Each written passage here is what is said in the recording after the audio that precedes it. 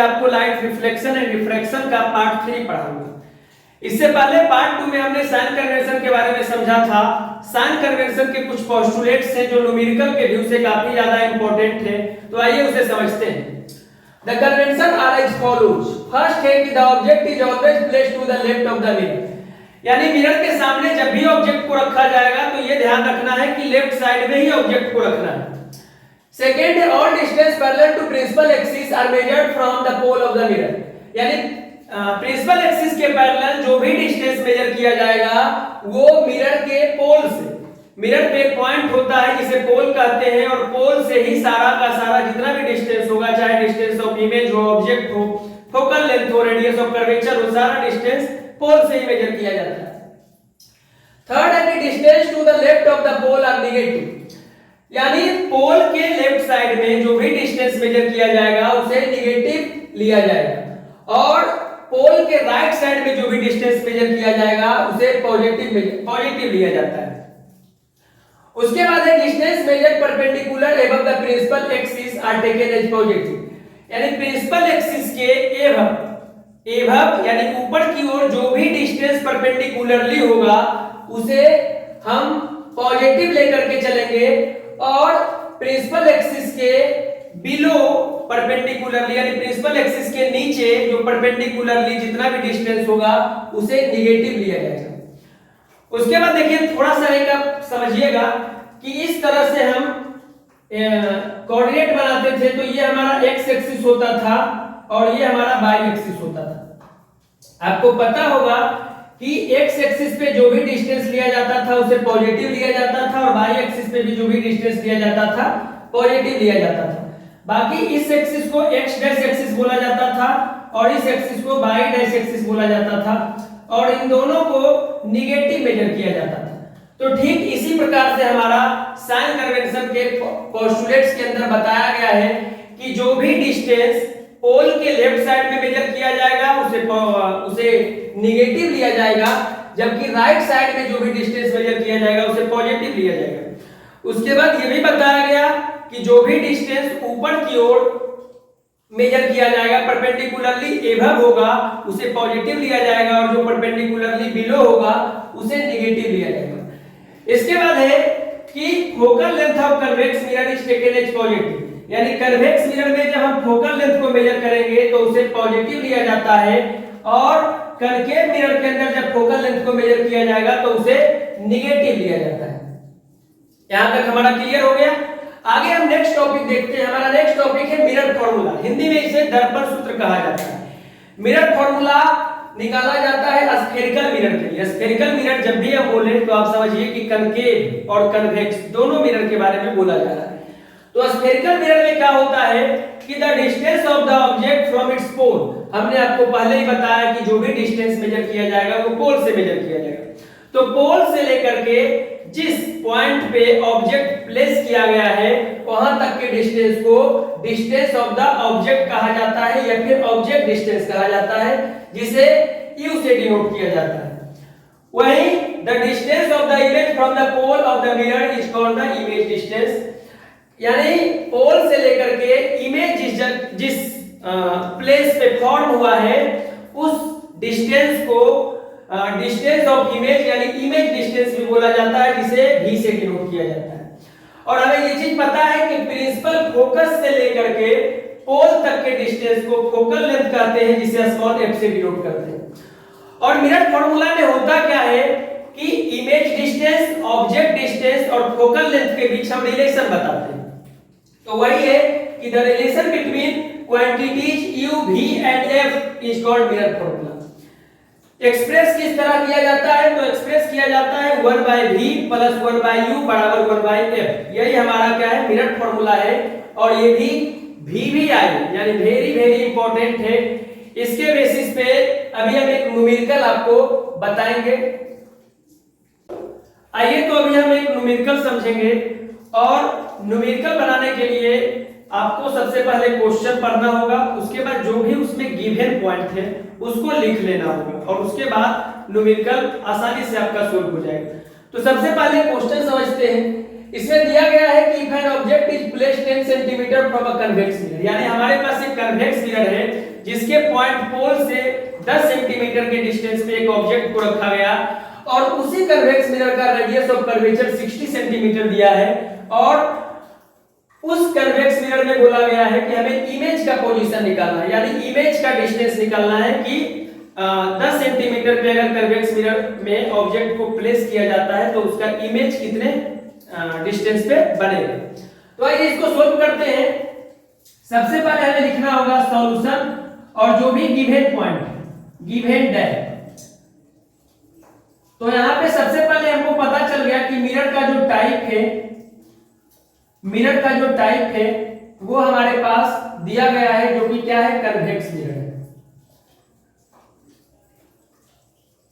इसके बाद यहां पे बताया गया है कि जो कन्वेक्स मिरर में ऑब्जेक्ट को प्लेस किया गया है वो 10 सेंटीमीटर है। तो ऑब्जेक्ट डिस्टेंस को u से डिनोट करते हैं और हमने आपको बताया था कि कन्वेक्स मिरर हो या कनकेव मिरर हो, हमेशा हम लेफ्ट साइड में ऑब्जेक्ट को रखेंगे और लेफ्ट साइड वाला जितना भी डिस्टेंस होगा साइन कन्वेंशन के अकॉर्डिंग उसे नेगेटिव लिया जाता है। तो u बराबर हमारा -10 सेंटीमीटर हो गया। उसके बाद रेडियस ऑफ कर्वेचर को r से, कैपिटल R से डिनोट करते हैं और ये दिया गया है 60 सेंटीमीटर।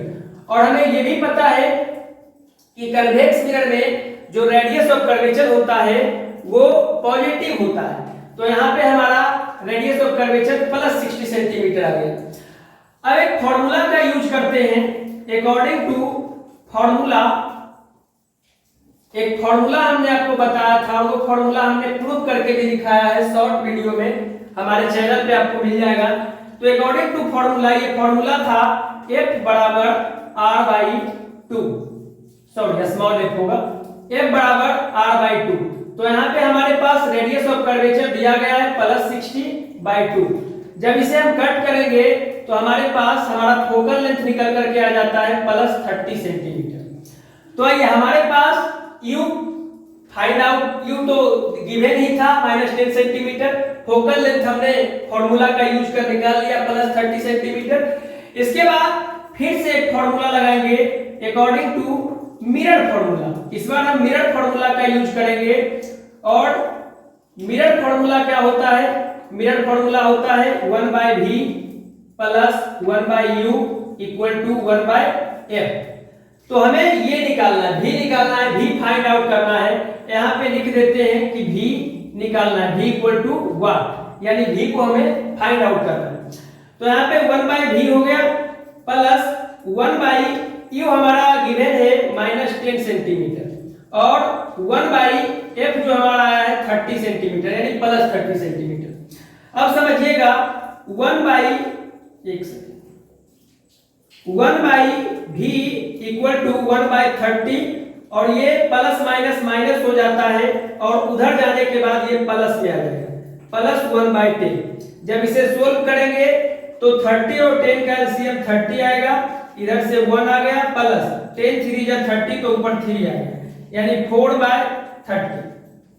यानी हमारा क्या हुआ है 1/v बराबर आया है 4/30 सेंटीमीटर। जब इसे रेसिप्रोकल किया जाएगा, उल्टा किया जाएगा, तो इस वाले पार्ट को भी रेसिप्रोकल कर दिया जाता है 30/4 सेंटीमीटर। जब इसको फाइंड आउट करेंगे तो 4 7 जा 28, उसके बाद 0.2045 जा 20, 7.5 सेंटीमीटर, यानी v बराबर क्या आया है 7.5 सेंटीमीटर आया है और यही हमारा क्या हो गया आंसर हो गया। तो इस तरीके से हम न्यूमेरिकल को सोल्व करेंगे, काफी इजी वे में सोल्व हो जाएगा। हमने आपको बताया था कि मिरर फॉर्मूला अगर आप सही से समझ जाते, मिरर फॉर्मूला का भी हमने एक शॉर्ट वीडियो में क्लास डाला हुआ है, उसे आप समझ लीजिए। वहां पे प्रूफ किया गया है मिरर फॉर्मूला को कनकेव मिरर में, कन्वेक्स मिरर में। जब कनकेव मिरर में जब हमारा इमेज रियल इन्वर्टेड बनता है और जब वर्चुअल बनता है, दोनों केस में F बराबर R/2 का रिलेशन हमने बताया है, वहां पे आप जाकर देख सकते हैं और सही से आपको समझ में आ जाएगा और ये न्यूमेरिकल इजी वे में सोल्व हो जाएगा। हमारा नेक्स्ट टॉपिक है मैग्निफिकेशन बाय स्फेरिकल मिरर। तो आइए मैग्निफिकेशन को समझते हैं। It is expressed as the ratio of height of image to the height of the object, यानी height of image and height of object का जो रेशियो होता है उसे मैग्निफिकेशन कहा जाता है। इसे स्मॉल m से डिनोट किया जाता है। और मैग्नीफिकेशन का अगर फॉर्मूला देखें तो होता है minus height of image upon में height of object. Height of image को hi से डिनोट करते हैं और हाइट ऑफ ऑब्जेक्ट को ho से डिनोट करते हैं। उसके बाद नेक्स्ट है कि मैग्नीफिकेशन जो होता है ये ऑब्जेक्ट डिस्टेंस और इमेज डिस्टेंस के बीच का भी रिलेशन बताता है। जैसे m बराबर इमेज डिस्टेंस अपॉन में ऑब्जेक्ट डिस्टेंस यानी माइनस v अपॉन में u, ये हमारा मैग्नीफिकेशन के इक्वल होता है। नेक्स्ट है कि magnitude of magnification of a mirror gives information about the size of the image related to the object. यानी मैग्नीफिकेशन हमें कुछ इंफॉर्मेशन भी देता है। क्या इंफॉर्मेशन देता है? तो ये हाइट ऑफ ऑब्जेक्ट यानी साइज ऑफ ऑब्जेक्ट भी कह सकते हैं और साइज ऑफ डिस्टेंस के बीच रिलेशन को बताता है। जैसे देखिए यहाँ पे मैग्नीफिकेशन अगर 1 होगा तो हाइट ऑफ इमेज और हाइट ऑफ ऑब्जेक्ट इक्वल हो जाएगा। अगर मैग्नीफिकेशन लेस देन 1 होता है तो हाइट ऑफ इमेज भी क्या होगा? लेस देन हो जाएगा, यानी हाइट ऑफ ऑब्जेक्ट यानी ऑब्जेक्ट का जो हाइट है वो बड़ा हो जाएगा और जो इमेज का हाइट है वो छोटा हो जाएगा। नेक्स्ट है कि अगर हमारा मैग्नीफिकेशन ग्रेटर देन 1 है तो इस केस में हाइट ऑफ इमेज जो है वो बिगर होगा और हाइट ऑफ ऑब्जेक्ट स्मॉलर होगा। तो इस तरीके से मैग्नीफिकेशन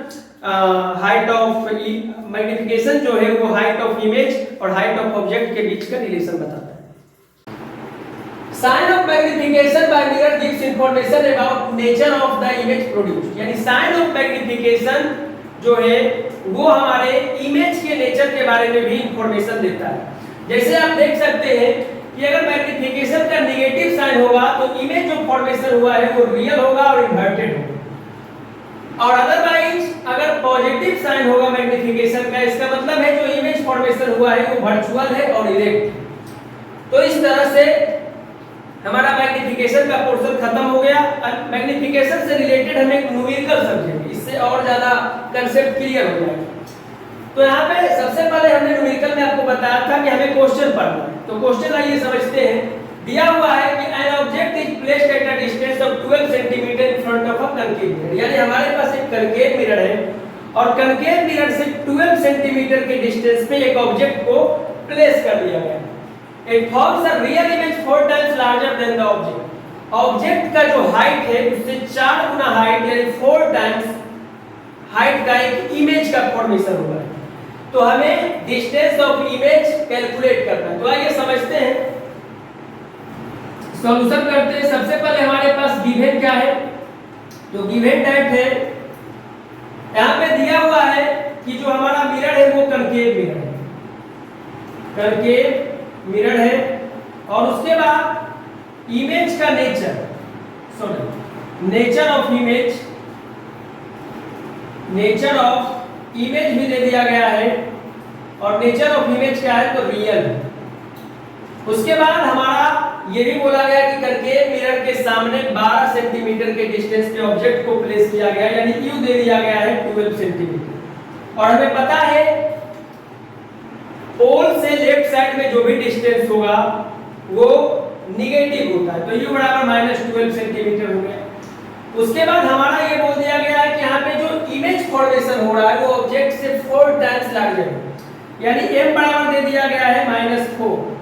मैग्नीफिकेशन का कोई यूनिट नहीं होता, यूनिटलेस होता है, इसीलिए -4 हमने लिख दिया। यहाँ पे कैलकुलेट करने के लिए बोला गया डिस्टेंस ऑफ इमेज यानी v = 1। तो आइए अकॉर्डिंग टू फॉर्मूला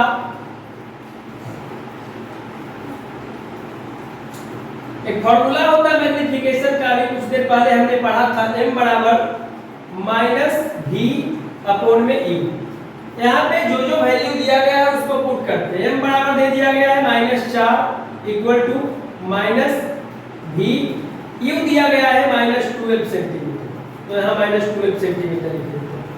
आइए इस साइड तो हमारा माइनस और माइनस ये दोनों कैंसिल हो गया और इधर हो गया कॉरस्पॉन्डिंग मल्टीप्लिकेशन से -4 × 12 सेंटीमीटर = v, यानी v बराबर 12 4 जब 48 और माइनस साइन है तो -48 सेंटीमीटर, यानी जो हमारा डिस्टेंस ऑफ इमेज है वो -48 सेंटीमीटर आ रहा है। तो इस तरीके से इजी वे में हमने इस न्यूमेरिकल को सोल्व कर दिया।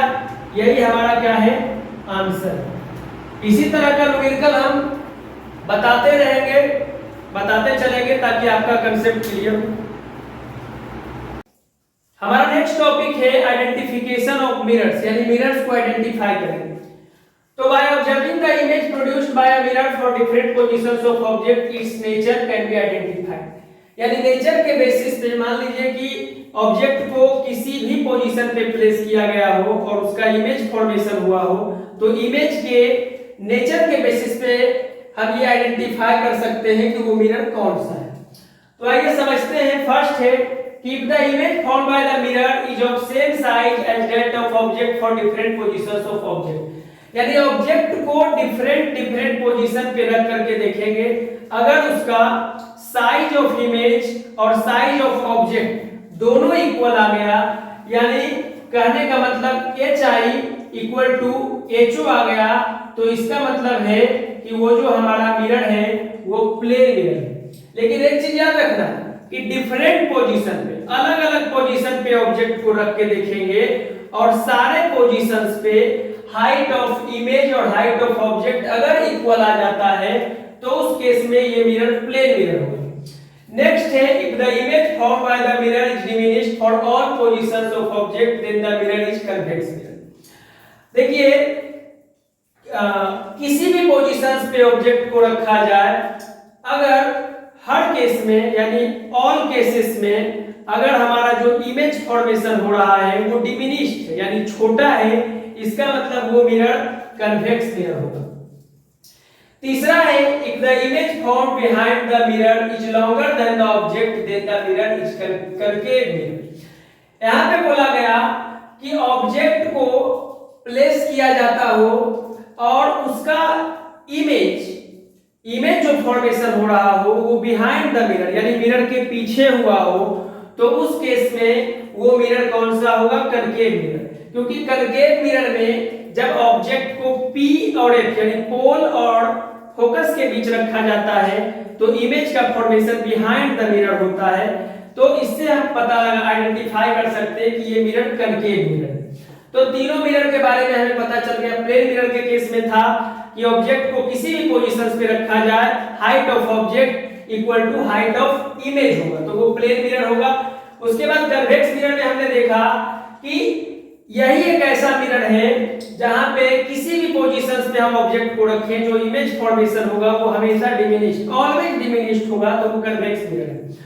और कनकेव मिरर का केस में हमने देखा कि ऑब्जेक्ट को अगर प्लेस किया जाता है तो बिहाइंड द मिरर इमेज बनता है और इमेज जो होगा वो लॉन्गर होगा, तो ये हमारा कनकेव मिरर हो जाता है। उसके बाद हमारा है कि focal length of a spherical mirror is independent of the medium, यानी मीडियम कोई सा भी हो, फोकल लेंथ जो होता है किसी भी मिरर का, स्फेरिकल मिरर का जो फोकल लेंथ होता है वो क्या होगा, इंडिपेंडेंट होगा, उसको मीडियम से कोई लेना देना नहीं है, वो स्वतंत्र है, इंडिपेंडेंट है। और इस तरह से हमारा रिफ्लेक्शन ऑफ लाइट का चैप्टर आज खत्म होता है। अगले पार्ट में यानी पार्ट 4 में हम रिफ्रैक्शन ऑफ लाइट के बारे में पढ़ेंगे।